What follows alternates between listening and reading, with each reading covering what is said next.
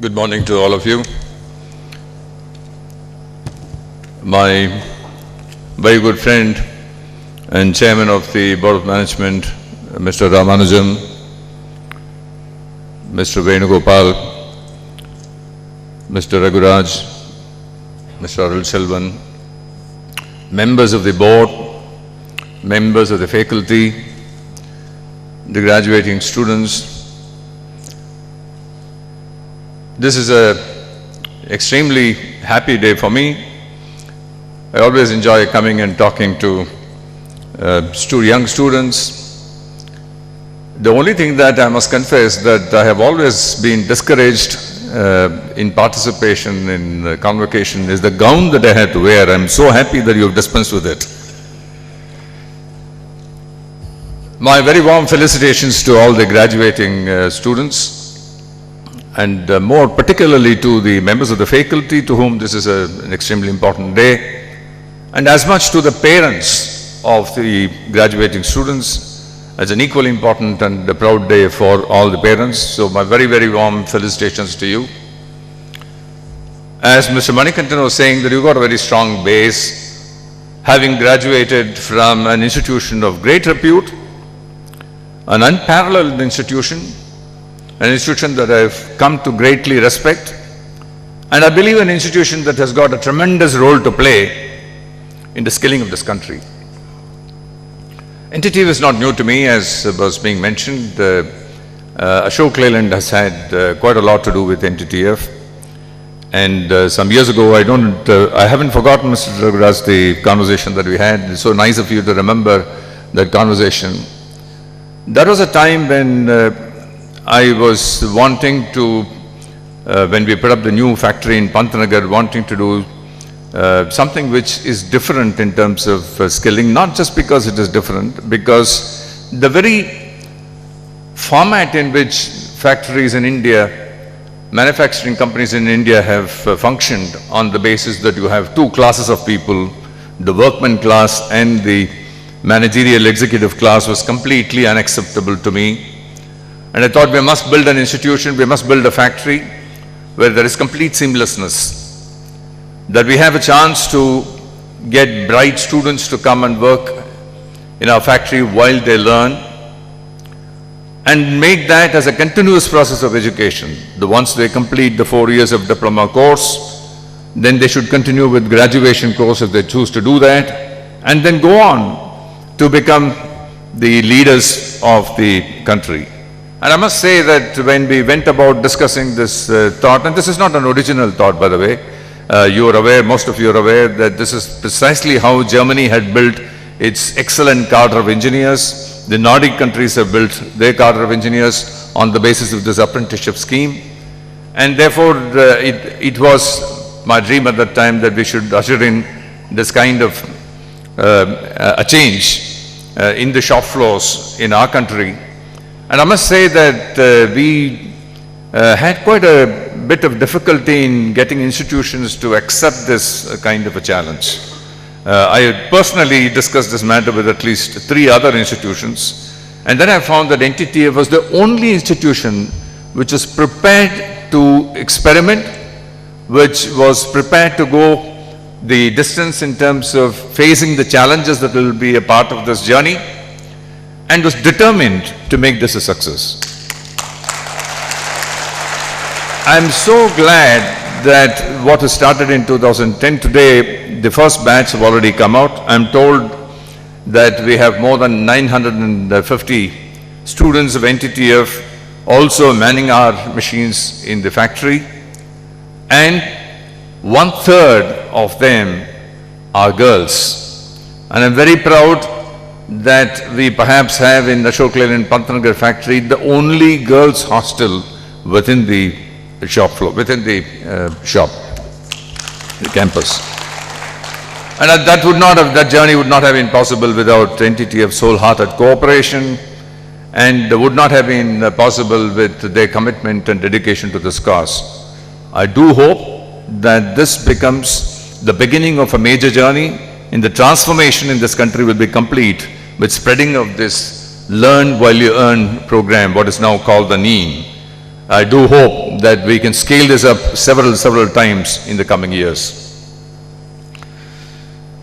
I'm not going to offer advice, because this is a time when you will hear and receive a lot of very valuable advice, and I'm particularly taken by the advice that Mr. Manikantan gave you just now, coming from him, who was a past student of this great institution.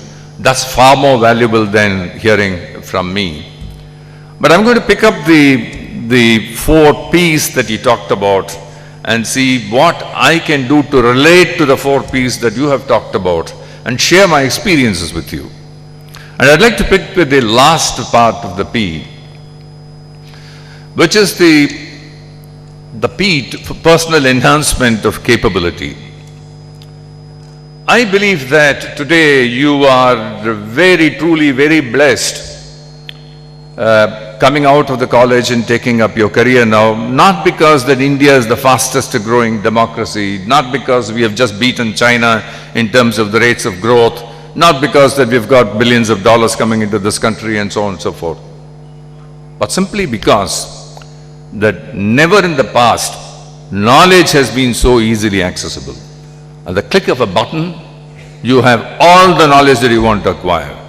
Your ability to personally enhance your capability, as you mentioned, as you put it, has never been easier if you wanted to.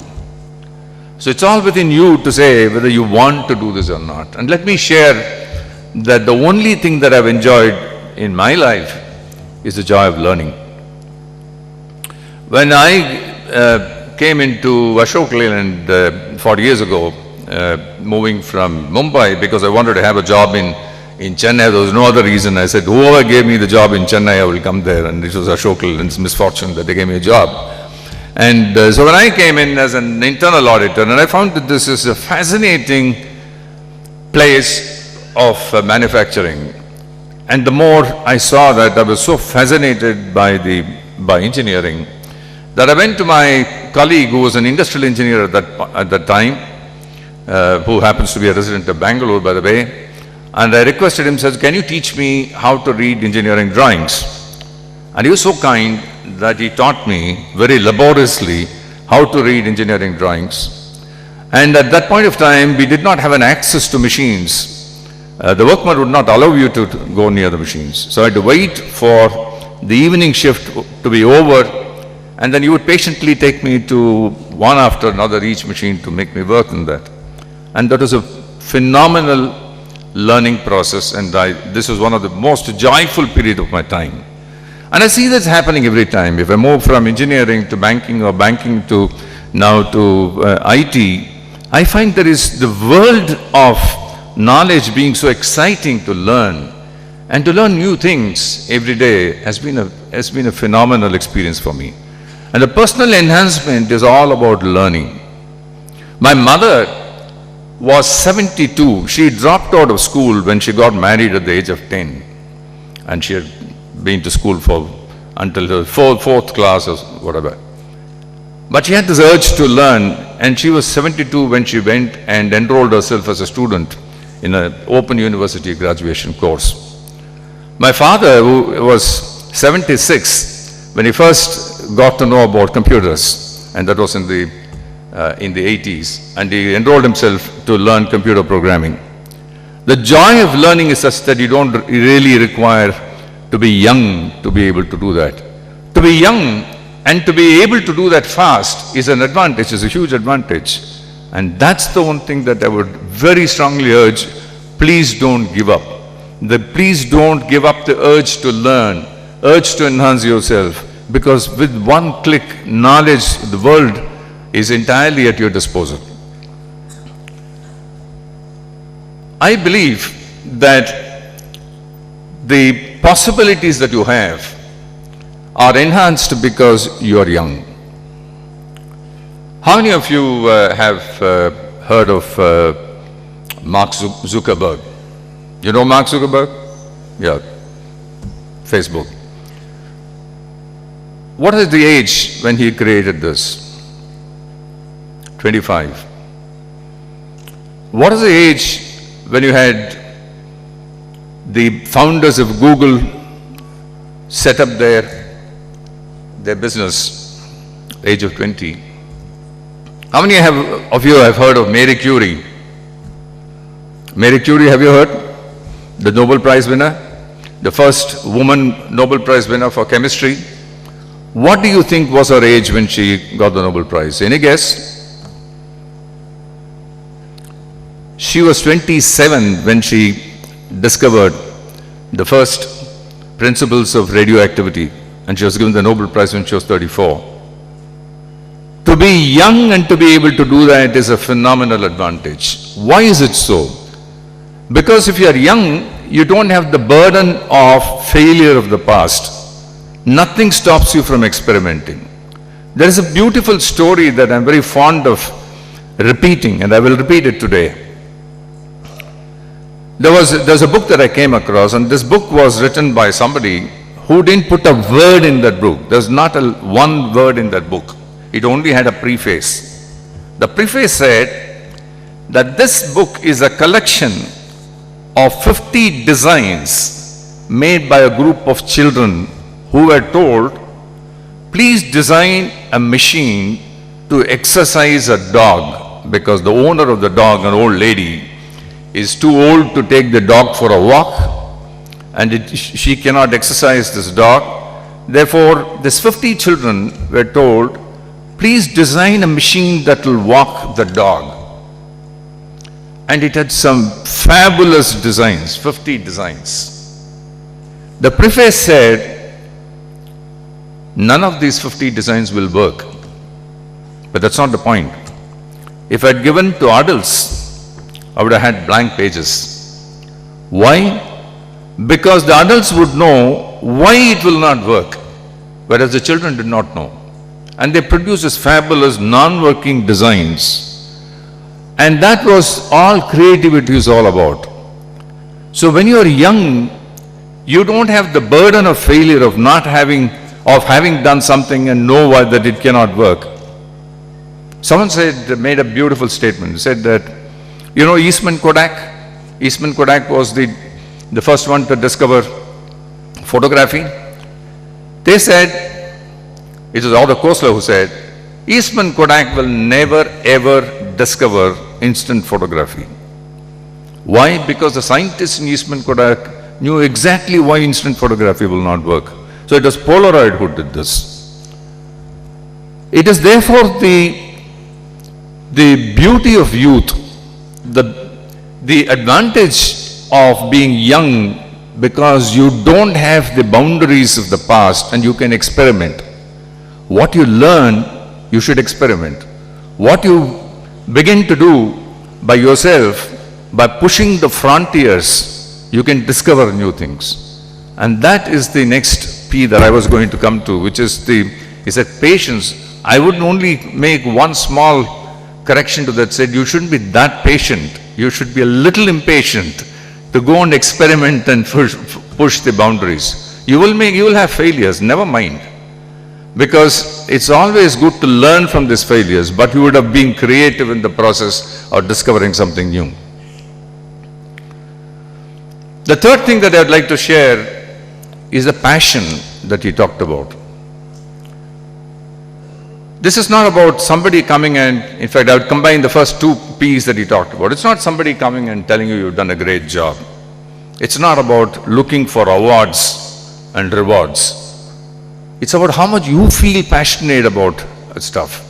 How much you feel that you need to make the change. And that is the key thing. In the oath that was administered to you, there is this beautiful statement that you have all now repeated and you have taken that oath. And this is to say, advance your social order. And that's not a lay statement. Every one of us has the obligation to make a change, make an impact of a change in the society in which we live. It's not merely that we come into this world and look after ourselves and die. It is obligation for every living being, for every human being who is capable of thinking, to make some change in society, some change in the family, some impact in the town that you are in, some impact for the country that you are living in or to the world, depending on how big your dream is. And that change has to progress, advance the social order, as you said in the oath. And that is within you again. And that is driven only by passion. And I can only recall the one hero that I have who believed truly in what Gandhiji said, be the change that you want to see in the world. What a beautiful, what a profound statement. That statement says that you have to change the world. That's why you are there. You don't have to necessarily change the world, but at least change the society that you are living in, change the town that you are living in. Make it a better Swachh place. Make it a cleaner place. If you want to see traffic to be improved, you be a disciplined person while you are driving. You want to make sure that there is honesty in schools, make sure that you don't copy. You have to make the effort and be passionate about the change that you want to see in the country, the world around you. That was the most profound statement. So make the change. And do the change and take the effort to make the change yourself. And the one person who probably never heard of this profound statement of Gandhiji, but who can stand out as a living testimony of this, is a person called Dashrath Munji.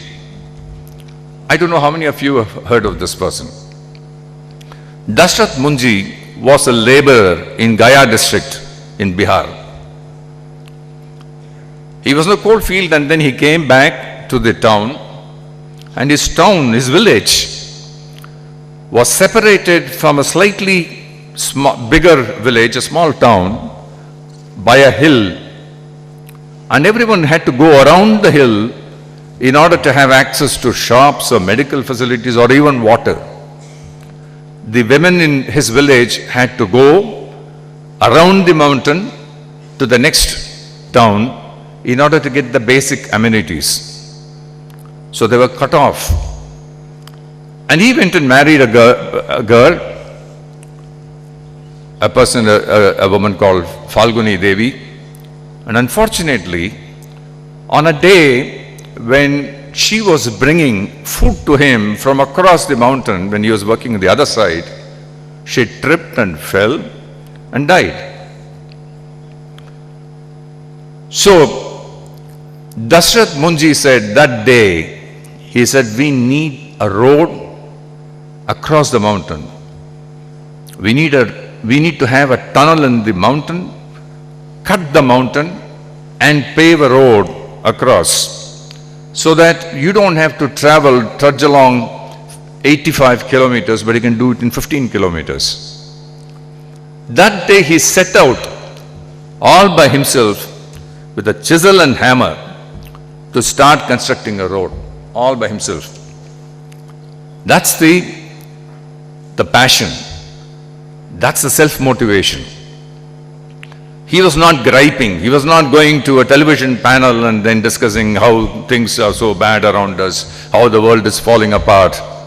He was not writing letters and petitions to the government to do something about this hill and then make this. He did nothing. He simply took a hammer and a chisel and went about breaking the mountain to pave a road. He did that for 22 years, every day. Every day he would cut. At the end of 22 years, all by himself, he paved a road which is 15 kilometers, 30 feet wide, 360 meters long, and it cut short the distance, and he cut the mountain by 25 feet, all by himself. He has remained to me the hero. Not because he did something which had never been done by anybody else, but because of the peace that Mr. Manikantan said, the passion with which he did this, the self-motivation with which he did this, the commitment and dedication to make the change that he wanted others to follow, that marked him. And that is the person that I think we should remember. There are many, many heroes of this nature in our country, in our world. We need to draw inspiration from them to say, what can we do to make the change a better place? That's the vote that you have taken. So continue to learn. As young people, you have the great advantage. We're talking about the demographic dividend. You've heard the Prime Minister talk about demographic dividend. Demographic dividend is not about having young people because they can spend more, they can earn more. Demographic dividend is because we have young people who can think differently and make a change without fear, without the worry of concern of failure. And you are such young people, and pursue that. And when you do that, have the passion to make the change which you think should happen elsewhere. I wish you all the very best, and may this be a beginning of an exciting journey for you to make a change, some impact on the world around you. Thank you very much.